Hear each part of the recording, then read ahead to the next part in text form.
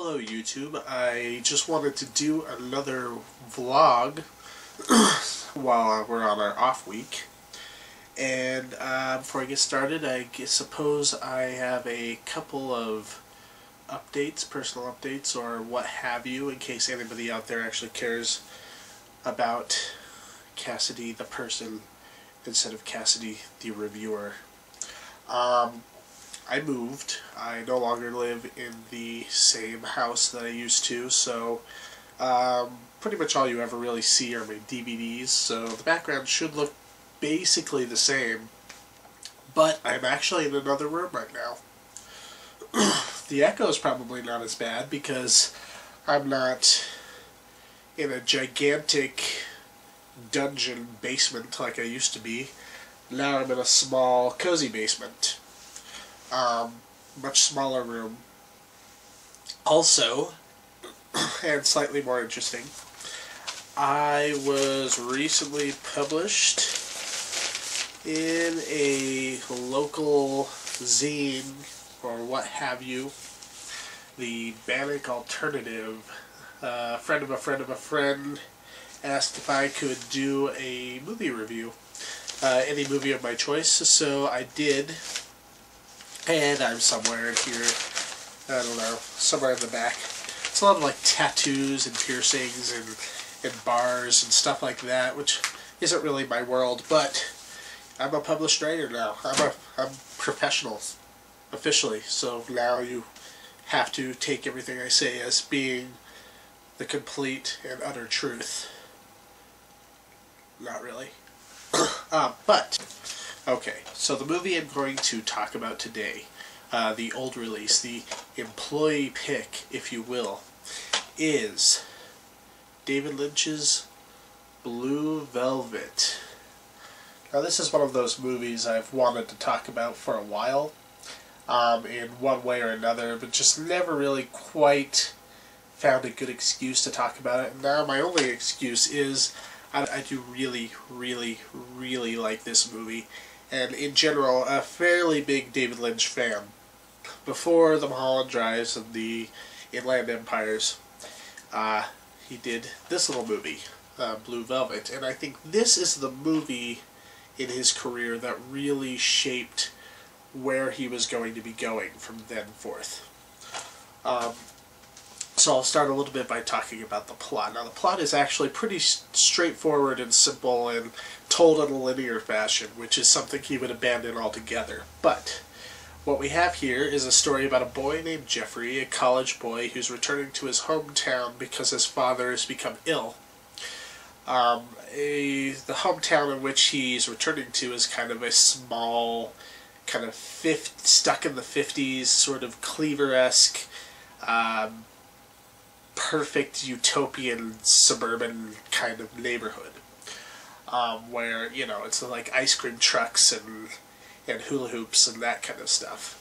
And when he enters into this town, he's taking a short route back home, and he discovers a human ear, and thus begins his descent into the dark, seedy underbelly of this so-called perfect town.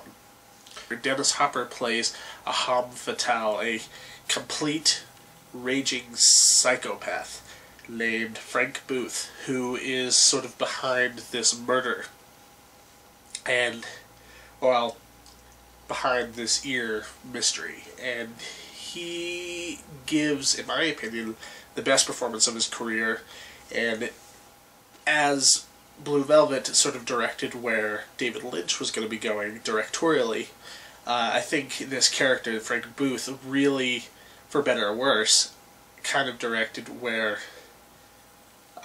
Dennis Hopper's acting career would go from then on. After he played Frank Booth in Blue Velvet, it was such a definitive role, it was such a new way of doing things for him, but he played it so perfectly that I think he was sort of typecast afterward. He played a lot of Frank Booth roles up until his death.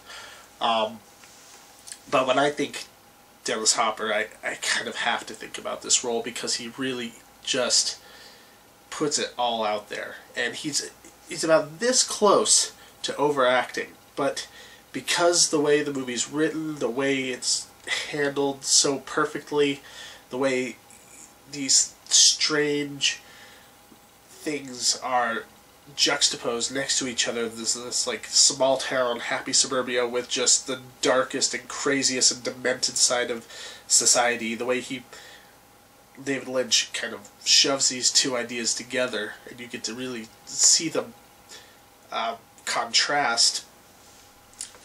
I think it saves Hopper's performance as being just completely brilliant.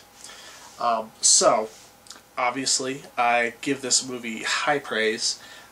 It's not as surreal. If you're into the Mulholland Drive, Lost Highway, David Lynch, and you haven't seen this movie, well, chances are you have seen this movie, if you're even into David Lynch, period. But if you know him more from Mulholland Drive, and you saw that, and you were like, you know, it was good, I guess, I just don't really understand it, I'd say go back and check out Blue Velvet.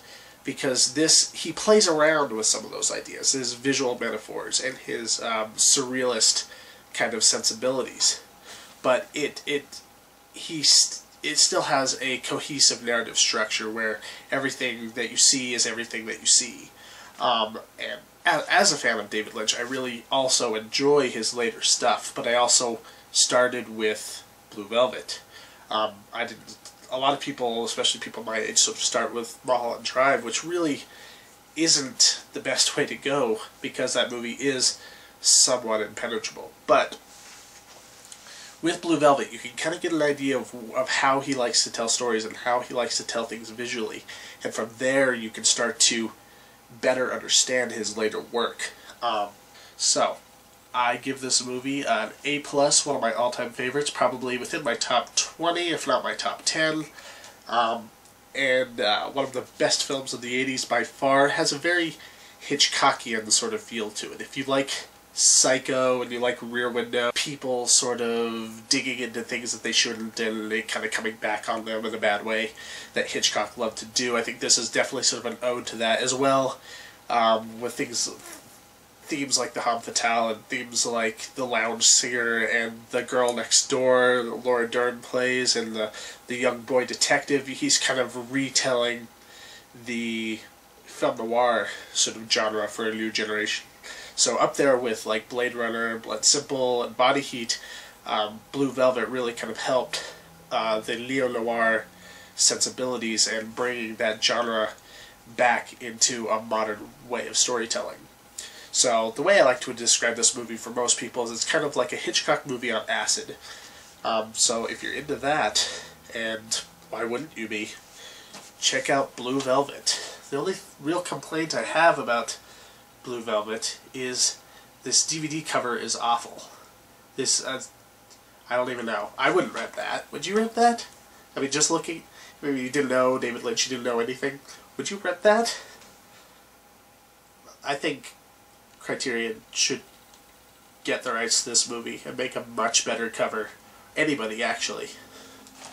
Wouldn't even be that. So that's my review, and I hope you all enjoyed this, and I hope you all go out and check out this movie. Also, be sure to check out our reviews next week. We'll be doing another taping at the Public Access Studio, and we will have reviews for both The Expendables and Scott Pilgrim vs. the World. I have to go and try and see 2 theater releases while working this weekend, so that's going to be fun. So yeah, come by next week. We'll probably have the reviews up Tuesday or Wednesday, and you can comment, rate, and subscribe. And to all my new subscribers, we're getting dangerously close to the 100 subscriber mark, and I'm going to do it again. Here it is. Whoever is our 100th subscriber, I will do another commission review for you. You can tell me any movie you like, and I will talk about it. Probably one of these at-home deals. So, bye-bye.